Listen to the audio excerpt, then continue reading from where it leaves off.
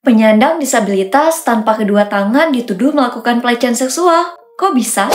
Oke, kasus ini nggak cuma bikin kita bertanya-tanya, tapi juga bikin kita berpikir, apa sih sebenarnya terjadi di balik semua ini? Oke guys, jangan di-skip, karena apa yang kita bahas di sini bakal membuka perspektif baru untuk kalian semua. Hai semuanya, kembali lagi bersama aku Alma Alfianita, tentunya di Aponita. Kali ini kita bakal bahas kasus yang bikin publik Indonesia itu gempar, terutama karena melibatkan seorang disabilitas bernama Wayan Agus Suwarta, 21 tahun asal Mataram. Nah, kasus ini nggak cuman soal hukum aja, tapi juga soal perspektif kita tentang keadilan dan juga kesetaraan. Jadi, stay tune ya sampai akhir biar kalian nggak salah paham dan tahu apa takeaway penting buat kita semua. Oke, kira-kira gimana sih kronologinya? Jadi, kronologi awalnya itu semua bermula ketika MA, seorang mahasiswa ini melaporkan Agus atas dugaan pelecehan seksual. Agus, seorang penyandang disabilitas, dia itu tanpa kedua tangan. Ya, dia dituduh melakukan tindakan itu di sebuah homestay. Di sini, Agus membantah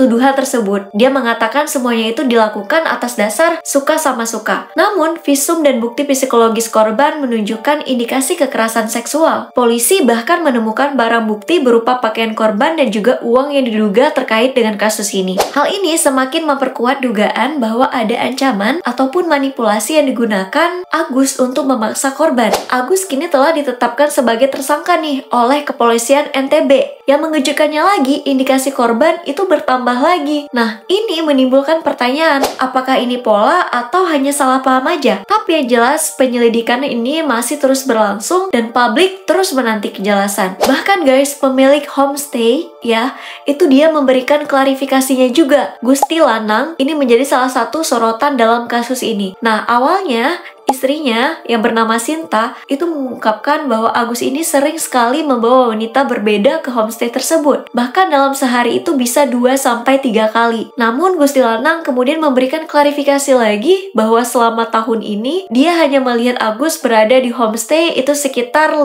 kali. Gusti juga meluruskan nih pernyataan istrinya soal wanita yang dibawa Agus itu sering banget panik, menangis, atau bahkan lari. Nah, menurutnya, kejadian lari yang dimaksud itu bukan saat keluar dari kamar, melainkan ketika seorang wanita itu langsung kabur begitu turun dari motor. Nah, fakta ini menimbulkan pertanyaan lebih lanjut nih di kalangan para netizen. Apakah pemilik homestay ini memiliki bukti konkret seperti rekaman CCTV? Ataukah tuduhan ini hanya berdasarkan asumsi dan cerita aja? Nah, beberapa komentar netizen bahkan menyebut, kalau memang korban, kenapa nggak langsung kabur? Kan Agus nggak punya tangan. Kenapa mau ikut sejak awal? Klarifikasi ini menambah kompleksitas kasus dan justru juga bisa membuka ruang diskusi tentang kemungkinan manipulasi atau tekanan dalam situasi tersebut. Nah, jadi si Agus ini dia bersikeras nih bahwa dirinya itu merasa tidak bersalah. Dia mengaku bahwa keterbatasan fisiknya itu membuatnya sulit untuk melakukan apa yang dituduhkan. Namun, polisi punya pandangan yang berbeda. Bahkan menyatakan Agus ini menggunakan kakinya untuk melakukan tindakan tersebut. Dan di sisi lain, kuasa hukum korban ini menyebutkan bahwa Agus menggunakan ancaman dan juga manipulasi. Oke, di sini aku bakal ngebahas perspektif disabilitas dan keadilan hukum.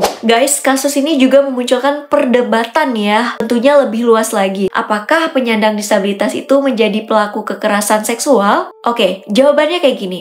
Bisa saja ya, disabilitas itu tidak membebaskan seseorang dari hukum. Namun, penting juga nih bagi kita untuk memastikan hukum yang berkeadilan. Karena setiap orang ya terlepas dari kondisinya harus diperlakukan sama di mata hukum. Oke, jadi di sini aku bakal ngasih tahu juga, pertama, pentingnya perspektif kritis. Kita juga jangan langsung berpihak tanpa mengetahui seluruh fakta, ya, karena kasus ini kompleks dan kita harus menunggu hasil penyelidikan lebih lanjut. Terus yang kedua, lindungi korban, ya. Kita perlu memberikan perlindungan maksimal kepada korban dan juga saksi, ya, termasuk memastikan hak-hak mereka itu terpenuhi. Dan yang ketiga, keadilan tanpa diskriminasi. Gini guys, penyandang disabilitas tetap harus bertanggung jawab atas perbuatannya jika memang terbukti bersalah. Namun, proses hukum harus transparan dan juga adil. Jadi guys, kasus ini bukan cuma soal siapa yang benar dan siapa yang salah ya, tapi juga soal bagaimana kita sebagai masyarakat itu bisa belajar memahami bahwa hukum itu harus adil, terutama untuk semua orang. Kalau misalkan kalian punya pendapat ya ataupun insight, boleh banget tulis di kolom komentar. Menurut kalian gimana nih? Ingat, diskusi sehat itu penting ya. Oke, jadi buat teman-teman jangan lupa like, share, dan subscribe channel ini untuk pembahasan mendalam dan perspektif baru tentang isu-isu yang mungkin sekarang lagi hangat. Ya, kalau misalkan kalian punya isu terbaru, boleh banget tulis di kolom komentar juga. Oke, sampai jumpa di video berikutnya. See you next time and bye-bye!